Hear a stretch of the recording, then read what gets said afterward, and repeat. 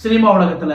இப்ப நம்ம தமிழ் ஆர்டிஸ்ட் எத்தனை ஹீரோயின்களை யாரை வாய் திறந்து கேட்டாலும் நாங்க ஷூட்டிங் போயிட்டு அங்க ஹோட்டல் ரூம் போட்டு தங்கினாக்கா நைட் 2 மணி 3 மணிக்கு வந்து கதவை தட்டுறானுங்க எல்லாரும் தண்ணி அடிச்சுட்டு, அந்த கேட்டகரியில இருக்கிறாங்க.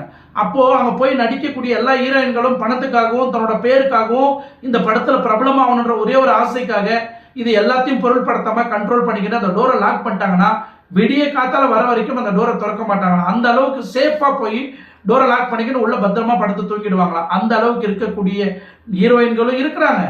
அவனுங்க கூப்பிடுற டைமுக்கு போய் அவங்க கூட உல்லாசமா இருந்து தண்ணி அடிச்சு ஜல்சா பண்ணி தன்னோட என்ஜாய்மெண்ட் எல்லாம் பண்ணிக்கிட்டும் அவங்க படத்துல நடிக்கிற சில நடிகர்களும் இருக்கிறாங்க. இது எதுவுமே வேண்டாம், சினிமா உலகமே வேண்டாம் அப்படின்னு விட்டு விலகி போன சில நடிகர்களும் இருக்கிறாங்க. இதுதான் உண்மை சம்பவம் கேரளாவில் நடக்கிறது.